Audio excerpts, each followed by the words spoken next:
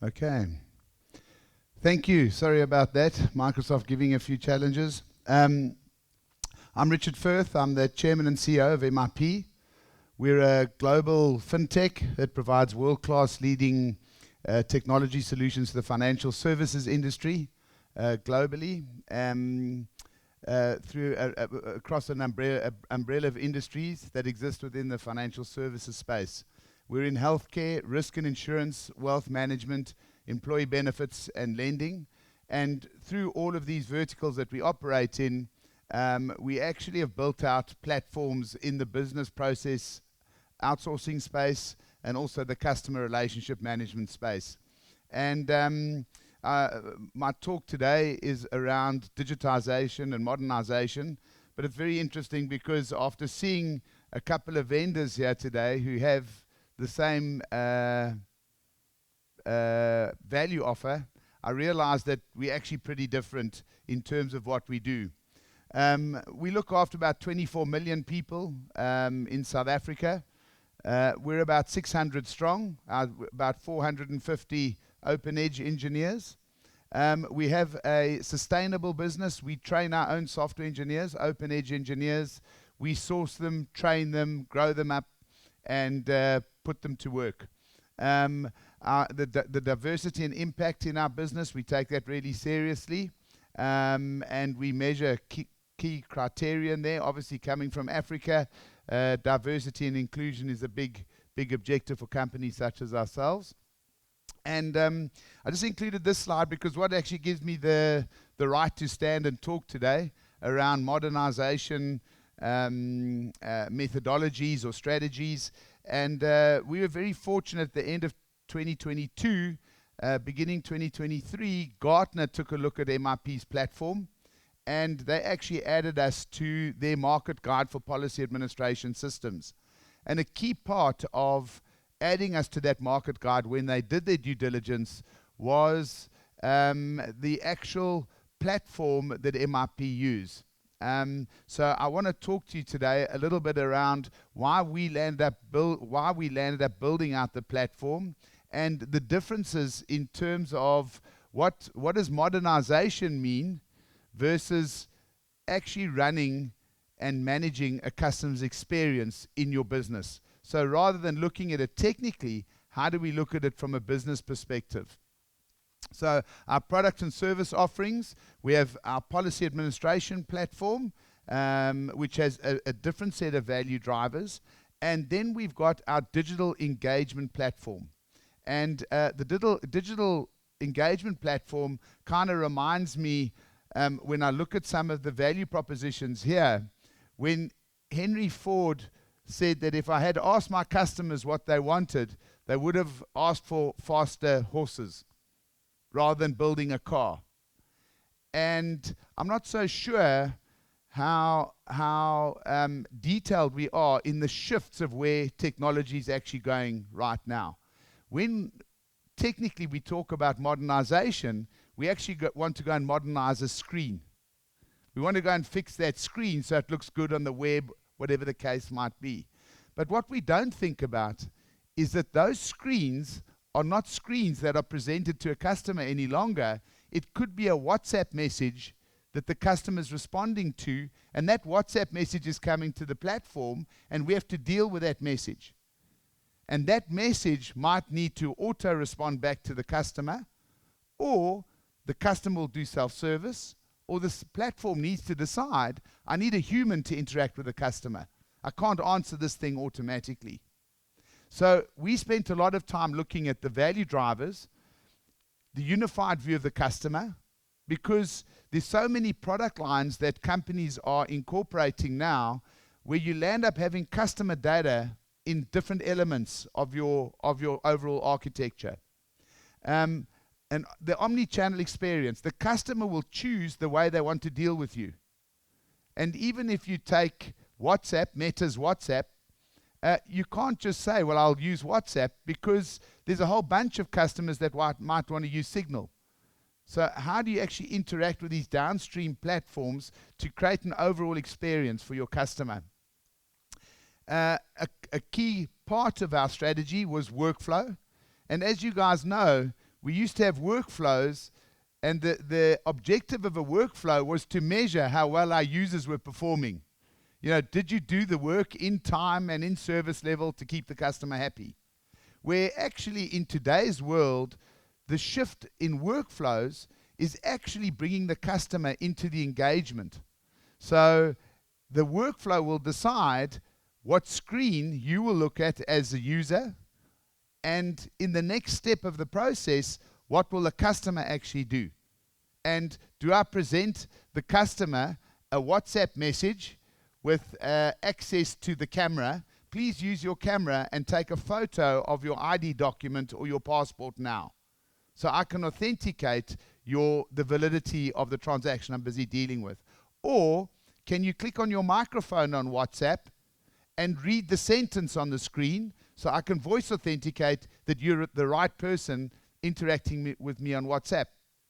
And because WhatsApp is an open channel, don't know how many of you use WhatsApp, but if you've got kids, they'll use WhatsApp on your phone. So it actually is quite different in terms of how we land up authenticating, because anyone can use the channel, and when they're in the channel, we need to be able to authenticate what they're doing. Process optimization and automation. You know, what's the most efficient way we're reaching the customer? Legislative and regulatory compliance. You know, GDPR is a huge thing. Every country has got their own regulatory and compliance issues. And here we're talking about data. We're talking about interactions with customers. What information can I share? And even down to who in my organization has access to that information. So even John's talk yesterday, you know, talking about getting access to huge amounts of data for AI engines, but in the regulatory and compliance world, are you allowed access to that information? And because it's an AI engine, it doesn't mean that every one of the users inside your company also has access. So authentication becomes a huge challenge in terms of who's seeing what. And then finally, obviously in our world, the policy administration side. So our service offerings, we look at custom development for customers. We take our product lines and we build out what the customers are actually looking for. We outsource development. We've got a huge number of software engineers. So we run an outsourced team worldwide that do modernizations and technical architecture, consulting, process digitization, system modernization, a fundamental part of the talk today.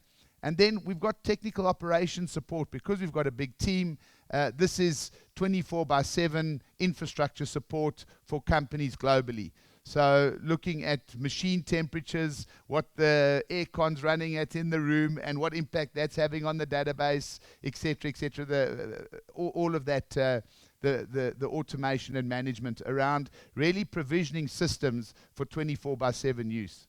And it is important even in this talk, because as soon as you start modernizing and digitizing your system, what you're doing is you have to make your system available 24/7. Because you cannot tell a customer they can only deal with you between 8 and 5 in the day. The customer will decide when they engage, and everything has to be available to engage. So just to jump off, because the big question is AI everywhere, but who's actually doing AI? You know, where does AI fit into our strategies, our plans? And in our world, it's certainly not your pricing module, because that is actually what our administration systems are all about. AI is a component of actually replacing what our humans are doing. And unless we design and know what our humans, our users, our customers, our partners are doing, how does AI replace those human interventions and relationships with the customers? So the first piece of our view is, where is AI? So author Jason Norwood Young recently said that OpenAI's release of its new large language models this week marked a massive shift in AI's abilities. And you think, wow, okay, is it going to be quicker? Well, he says, unusually for the tech world, it wasn't about making things faster. Instead, it's made AI significantly slower. So it's taking more time, but we're getting better results. So that was the objective of the latest release for OpenAI. And it kind of took me back to Daniel Kahneman in his popular science book, Thinking Fast and Slow. Fast, we make errors. Slow, more determined. And the answer we get is better. And they're seeing that actually in the AI engines. But in looking at how we measure what's actually going on there, there are two ways to measure how hard the AI is actually working. How long it takes to come back with a response. Now you can imagine in a customer engagement with John's demo yesterday, remember him saying, "Ooh, is it working? Is it coming back?" Now if I'm a customer service agent on a phone, I can't sit there for 20 seconds waiting to tell the customer something while this engine goes and does what it does. So we know in our world, all of us here as partners, we're writing systems that are working today for customers and users, etc. How does that AI intervene, and when does it become quick enough to actually intervene in a process? So how long it takes, and then how many tokens it uses. So a token is typically a word in an AI engine. The more tokens means more words, which means more work it needs to do to analyze what the outcome is. So, for example, the famous how many R's are in strawberry? Well, the old version would take 31 tokens from the previous version of GPT to model the answer. And yes, it got it wrong. It said there are 2 R's. Now, the latest version actually takes 430 tokens. So you can see the enormity of the scale in terms of driving these AI engines. The new model takes 430 tokens to answer the same question, even though we don't see those tokens. And unlike the previous version, it actually gets it right. You get 3 R's. But you think that that's 10 times as much work to actually answer the question. So there's a lot of work going on in the background there. And then also this big push for green, but actually just the latest version has changed what the AI vendors are actually doing. Some of them are investing in nuclear fusion plants to drive how they're going to get more electricity, more power. So effectively, by 2030, the power consumption just by AI engines is going to increase threefold. Now, think back to Bitcoin and all of that stuff. What did it do? It was just using more and more and more power. They said the average temperature of the earth went up by milli whatever to cater for what was going on there. So economist Richard Baldwin memory quoted last year, AI won't take your job. It's somebody using AI that will take your job. And I think that's where I started with, and where I want to get to is we have to understand what our people are doing for our technology to actually replace, or for AI to intervene and help us do what we need to do. So it really is all about customer experience.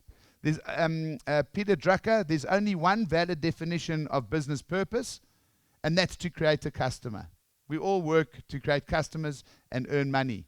So every piece of the value chain in our organizations, we actually need to go and see how the customer interacts with that journey. And how do we design the journey so we can interact with the customer either in a self-service mode or through interactions with humans. So key factors to determine how we value the customer. Does the customer have a connection with us? Is the service personalized? Is it convenient for the customer? Think about many of the websites you go to. The convenience factor lands up, I did this last time, so is there just a one click and I can do it again? Consistency. Banking apps. They keep on, primary purpose of a banking app is to pay someone. And they keep on moving where the pay button is. They add functionality, gets deeper and deeper in the app. So it becomes less consistent and less convenient. So there's a real drive to make sure that we keep that convenience and consistency factor. Is it effective? And how does it affect the brand with changes that I'm making out there? So it's no longer just about the client experience, it's about the total experience provided to a key role player, be it customer, employee, or partner. So we need to understand how our systems will either communicate with the customer directly. How do our systems enable a staff member to communicate with the customer? or where we have partners that sell value on behalf of the business. How does that work? So the calculation, customer experience plus employee experience plus partner experience equals total experience for the customer. And in MIP's world, this is the real value proposition of modernization. You want to be able to take all of those components and add them together and saying, have I got control of the customer in the digital world? It's the human element of our interactions that drive a differentiating growth opportunity. In the age of robotics, digitization, AI, automation, anonymity, humanity becomes the solution to an elevated experience. To elevate the total experience, we need to use empathy to create powerful experiences so that people feel seen, valued, and heard. And these are real things with Gen X, Gen Z, as we go through different generations of people, the way they interact with companies is changing completely. So what we want to say is modernization is not just about going down to a screen and making sure that it works on the web. It's who is going to use that screen in your ecosystem. Is it the customer directly? Is it one of your users? Or is it a partner that's going to service the customer on behalf of the company? So MIP go all the way back to leveraging design thinking. It's actually getting back to what does the customer want to see inside the organization, and what tooling do you need to drive that customer engagement. So it's designing the right thing and designing the thing right. You've got to look at both of those components to get where we're going. And traditionally, we took all of our user requirements actually from a customer. But was there a guarantee that the customer knew what they were asking for? And how many failed projects, not just because you're writing the code. It doesn't mean that because you're writing the code, the solution is right. Did the customer, or did our customer get to their customer and make sure what we were designing was correct in the value chain? So we built out what we call a digital engagement platform, or industry calls it digital engagement platform, that consists of a number of elements that you need to actually drive customer engagement. I'm going to go through each one in a little bit of detail. The first piece is that unified view. It doesn't matter what products that you link into your systems architecture. You have to be able to connect all of that data back to the customer. So we need to have a single view of the customer. It doesn't matter what elements. I'll give you an example. You might integrate WhatsApp. You've got a provider who's got a WhatsApp integration tool. But what most companies do when they integrate WhatsApp is they leave the customer data in the WhatsApp channel. You haven't asked the customer, is that GDPR compliant? And where is WhatsApp storing that data? And you're ultimately responsible for the data, even though you're using a separate partner to integrate that service into your structure. The next piece is the intelligent business process management software. So this is actually the software where you design the customer journey. And in MIP, we've designed a low-code, no-code component there, where we use industrial engineers to build out that customer journey. So how does the journey start? Is it a WhatsApp message that goes to the customer? The customer can respond to the WhatsApp journey. When they respond, what screen do we need to use and hand off to what user that's got the authentication to deal with that customer? And then process the transaction in the back end, and then get back to the customer to say transaction done. But in that journey, you don't close off the journey. Who closes the journey for the customer? If we're communicating with a customer, we can always ask the customer, please confirm we've done what you want and that we can complete the journey. And by doing that, were you satisfied?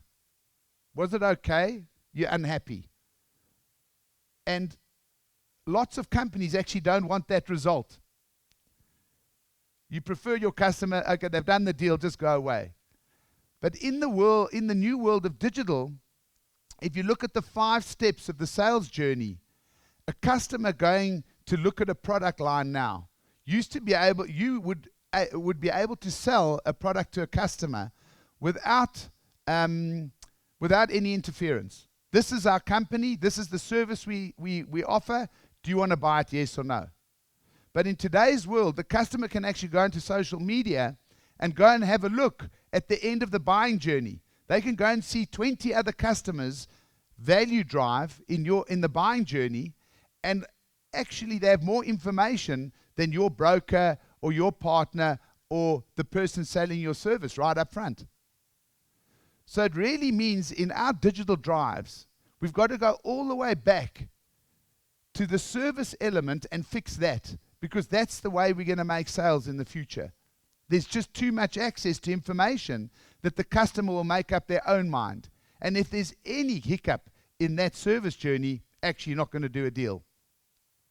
So designing that process, and I'll give you an example of a business that's got a machine and they've got a consumer out there, and that customer goes onto the website and they're on board for a new product line or whatever the case might be, and the system will then price the product, and the customer gets a welcome email saying, oh, your product will be delivered to you in the next 2 or 3 days.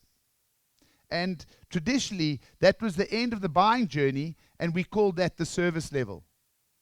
But in today's world, the customer, through any device, they can pick up their phone, and even though we sent them a thank you email, whatever the case might be, they might not respond to that.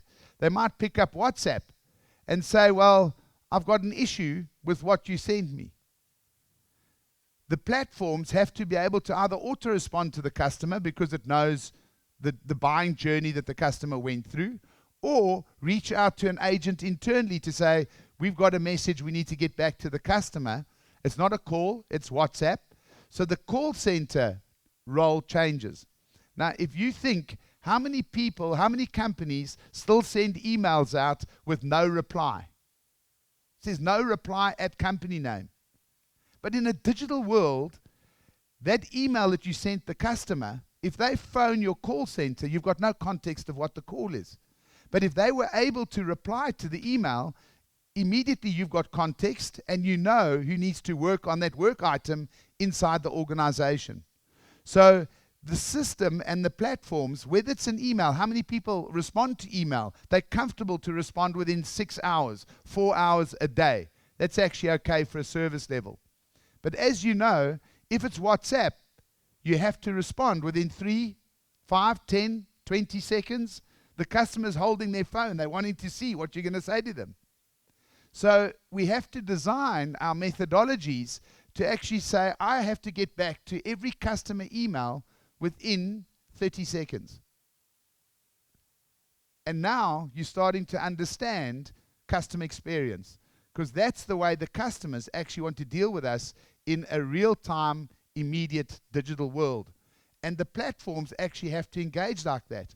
So I'm going to get back to the customer, not via email, but actually WhatsApp, because that's the way they came in. And any work that the customer gave me, the system needs to go and execute the work. Because not only about the verbal answer going back or the message going back to the customer, but whatever the customer complained about or queried, that work must be managed and done inside the organization. And once complete, that information also has to go back to the customer. So you'll see the new business journey in a service level world was very short. But in the new world of customer experience, a sales journey finishes when actually there's no more engagement with the customer. They've received the product, they've told you what they think of it, they've posted online in a possible, what do you call it, social media site. What's Hello Peter? In South Africa, we've got a, yeah, it's a review site on product purchases. So if you're going to buy a product, you go to Hello Peter and you go and find out, well, what's this product all about? So you actually want the Hello Peter responses shown on the customer profile inside your organization. So it's a completely separate value driver, but you actually want to consume that data from outside the organization. Case management. So the case management layer is overarching the workflows, that any intervention with a customer, whether it be a complaint or a process that the customer wants to go through, how do you actually engage with that customer? How do you store all the documents, all the communications, all the messages, and the transactional data against that engagement that you had with a customer? How do we keep it all together so at any point in time, someone new coming into the process will be able to engage with that customer much better? Campaign management, I'm not going to go into too much detail there, but I want to show you how we've engaged in the omni-channel space. So yes, we've said, let's take WhatsApp. I want to use WhatsApp messaging as a UI for my customer. So to use WhatsApp, we don't want our staff members sending a message to the customer with spelling mistakes in the message. So you want to predefine messages. You actually have to have a text component that will predefine the messages that are going to go out, whether it's through the call center or via WhatsApp. So scripting capabilities that the customer can now interact, and we know what message must go back to the customer at what point in time, with what value, going back into the admin systems, pulling pricing, pulling transactional data from the systems, and then passing that into the WhatsApp channel. So if you look at the admin platform, we've completely built WhatsApp into the admin platform. So if two users talk to each other, I can see the users read my message. We're talking about a customer. So already now I've got social engagement going on inside the company about what I'm talking about to another one of the staff members inside the company.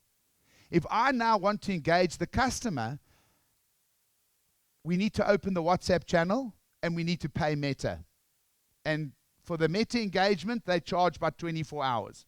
So we open the channel for 24 hours. Doesn't matter what we say to the customer, those messages are paid for within that confined period. So the platform will actually open. It won't open if two staff members are talking to each other, because I don't need to pay Meta for that engagement. But only once I reach out to the customer will the platform do that. And in reaching out, it's not me reaching out to the customer. I can then give the customer a menu. The customer can choose what they actually want to do in this intervention. And that menu is giving the customer feedback. The system is giving the customer feedback.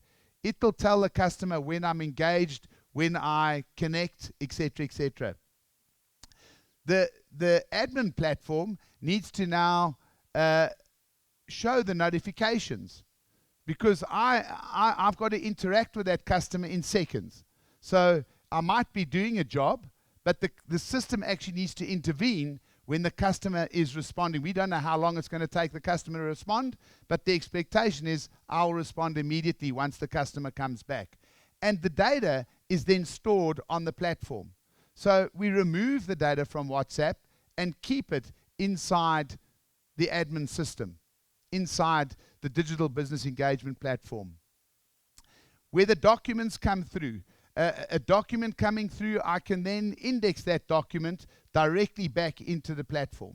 So, or let's say into the back end admin system. This is a quote, I'm signing the quote, I'm sending it in. So WhatsApp will receive it, it'll get integrated into the back end, and the back end process then carry on doing what they need to do. Being able to query what's happening on the WhatsApp message, what's happening with my product line, being able to self-service what's taking place, and then finally, when I'm done, asking the customer how did I perform, and storing that information against what we did. Another key component that I spoke about earlier is the mechanism of being able to voice authenticate the customer. So I can use voice, I can identify the customer, and in doing that, I can also do sentiment analysis. So read this sentence out, and by using pitch and tone, I know whether that customer is unhappy, and the person to service that customer, I can then decide inside the organization, this person's unhappy, we want to route them through to a manager, for example. And you can see that the authentication times, it's a couple of seconds. And we've processed a transaction that in this example here would have taken 2 or 3 days for a pension fund withdrawal. Here we're now doing a withdrawal with integration to the tax office in literally in seconds. Another key component is the timeline of events taking place on the customer. So what we've done is we've taken a look at integrating different systems, and each system holds its own data about the customer. But how do you get an overarching view of the customer? We built a component that we call the customer timeline. So that customer in my previous example that went to the website and bought a product, I can immediately see that they went to the website and they bought whatever product line. They then went to the social media site, Hello Peter, and they either logged a complaint or a thumbs up about the service that we delivered. I can see that on the timeline. The customer went to the mobile app and they downloaded a copy of their statement that was provisioned on the mobile app. I can see each menu they went to. I can see the document that they loaded. They then went to WhatsApp and they queried the call center, and maybe they phone in. But now, because I have context of everything that that customer did in the engagement, when that telephone call hits the call center, I have already got a copy of the invoice that the customer searched on the mobile app. I've got the whole engagement and the context. So when I answer the phone, I say, hello, Mr. and Mrs. Customer. I see you've just looked at this document. How can I help you? So the customer now is not being routed, oh, please hold, I need to send you to number 3. Because I've got context in the process, I'm taking the customer and I'm actually routing them to the right person in the organization who can answer stuff around that document that the customer looked at. And I can look backwards in the process and see, well, the customer was unhappy with what they had done and the document that they had looked at. So I can automatically engage a manager. I'm not sending them to a junior and the junior then a team leader and then a team leader hands the customer off finally to a manager. So I hope you can see that every layer inside the platform, so we've got lots of interfaces, lots of integrations.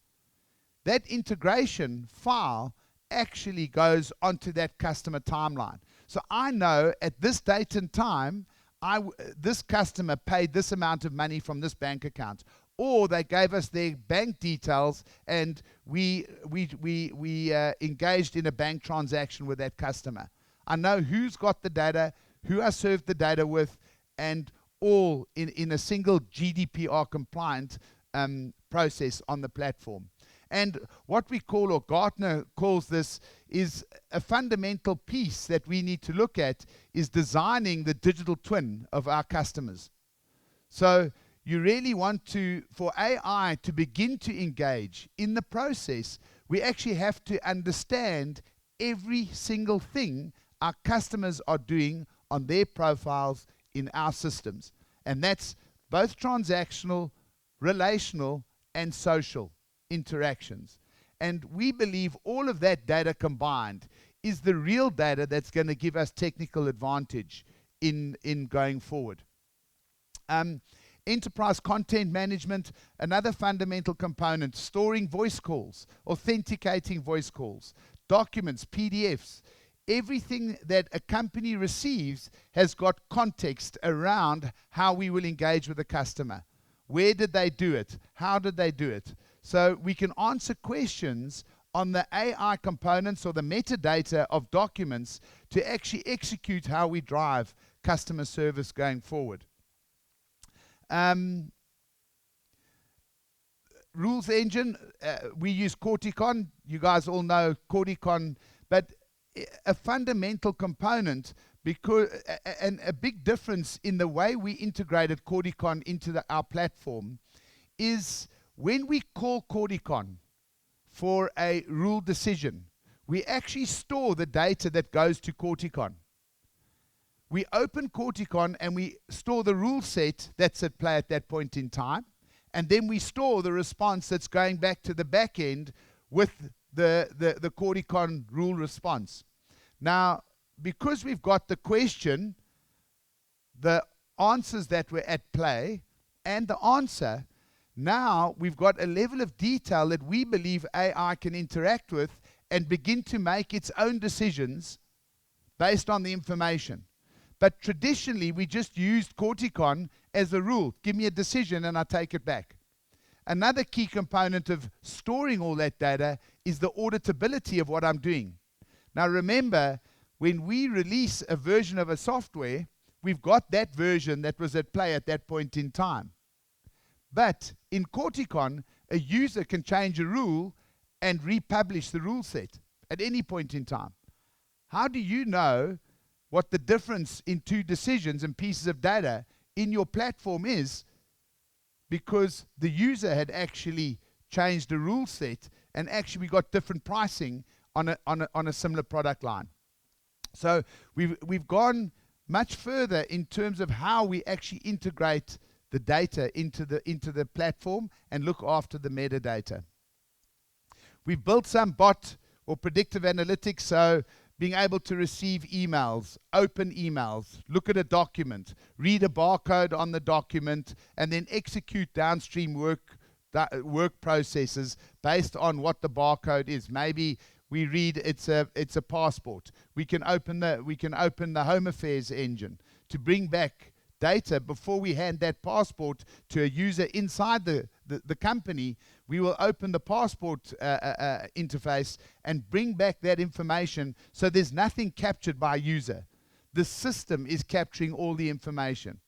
How often do we get a telephone number wrong, an email address wrong, an ID number wrong?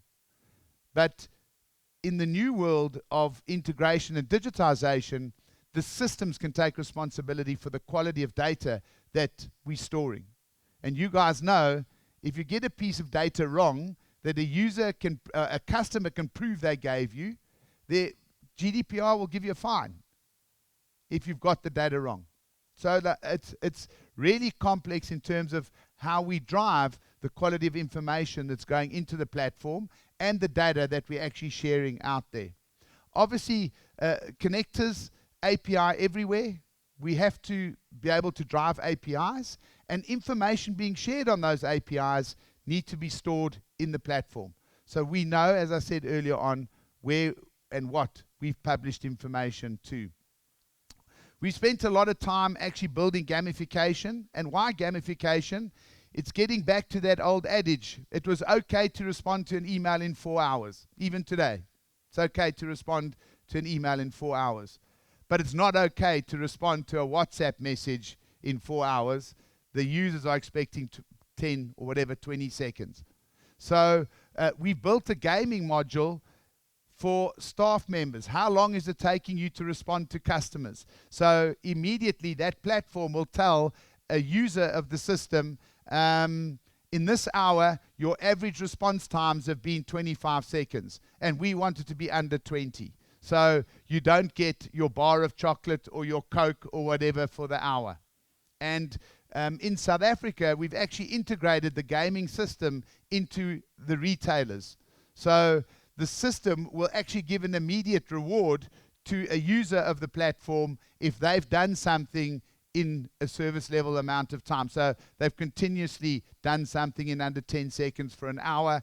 There you get your bar of chocolate, whatever the case might be. The mobile app component, I included this because we are actually seeing something really interesting.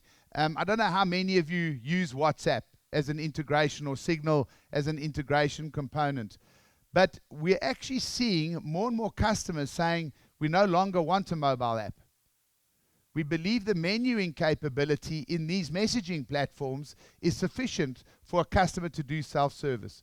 You've got access to a camera, you've got access to the microphone, and you've got access to a menu where you can interact with the back end and do total self-service. Huge advantages. You haven't got an app that you're updating, modernizing, changing, development teams. It's just simplified the whole customer engagement model in this space. And then finally, the big data component, where I don't need to talk about that. John went through a lot of that information yesterday. But how does information come back into a work process? So that's something that we've worked on, is that the data repositories, we've integrated the progress operational database, real-time data going into the repositories. So our repositories sit about 10 to 15 seconds behind the operational system, but all reporting now actually takes place off platform. But the reporting is still managed by the business engagement platform, because authentication, who's seeing what data, have you got access to the data, is then controlled via the data engines inside the platform. So Gartner now are calling these platforms for modernization BOAT, Business Orchestration and Automation, and it's really lining up the user interfacing apps and workflows, the process orchestration of the back end, and then the enterprise connectivity, all driven through that AI intelligence in the middle. So we spent a lot of time. We've got 50 engineers that permanently work just on our BOAT orchestration layer that sits on top of the transactional platforms. So we had some interesting information from the head of Deloitte in South Africa. Well, not one of the Salesforce heads in South Africa for Deloitte, and we did a presentation on the MRP platform, which is progress-based, and it was interesting getting his feedback, that he said he finally realized that even Salesforce is not multi-channel. I mean, omni-channel. It's actually multi-channel. You can communicate in Salesforce via different channels. But when he saw the MRP orchestration layer, he realized, because in a WhatsApp message, a user can be going through a WhatsApp self-service component and halfway through say, I need to talk to someone inside the company. The next message is, give me a human. We then take that orchestration layer in WhatsApp and publish that into the call center. So the call center agent or the user who's now going to service the customer actually gets context of where the customer sits and continues from where the WhatsApp left off.